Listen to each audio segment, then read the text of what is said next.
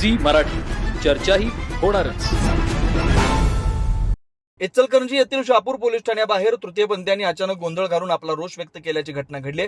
Police निरीक्षक सचिन सूर्यवंशी यांच्या शासकीय वाहनाला अडवून तक्रारी न घेतल्यानं तृतीयपंथीयांनी तीव्र नाराजी व्यक्त केली. प्राप्त माहितीनुसार काही तक्रारी संदर्भात तृतीयपंथीय नागरिक शहापूर पोलीस ठाण्यात आले होते, मात्र त्यांच्या तक्रारीवर तातडीनं कारवाई होत नसल्याचा आरोप त्यांनी केला. त्याच दरम्यान पोलीस निरीक्षक सूर्यवंशी कामानिमित्त बाहेर पडत असताना ते वाहनात बसले. त्यावेळी तृतीयपंथीयांनी अचानक वाहनाला अडथळा निर्माण केला आणि आमच्या तक्रारी का घेतल्या जात नाहीत असा सवाल करत अधिकारी सूर्यवंशी यांच्यावर प्रश्नांचा भडीमार केला. या संपूर्ण प्रकारामुळे पोलीस ठाण्याच्या परिसरात काही वेळ तणावाचं वातावरण निर्माण झालं.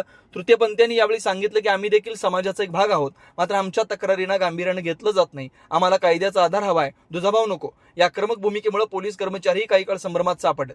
मात्र वरिष्ठ अधिकाऱ्यांनी तातडीने हस्तक्षेप करून तृतीयपंथीयांचं म्हणणं ऐकून घेण्याचं आश्वासन दिलं आणि परिस्थिती नियंत्रणात आणली. या प्रकरणाची चौकशी करून योग्य ती कारवाई केली जाईल असं पोलिसांकडून सांगण्यात येत आहे.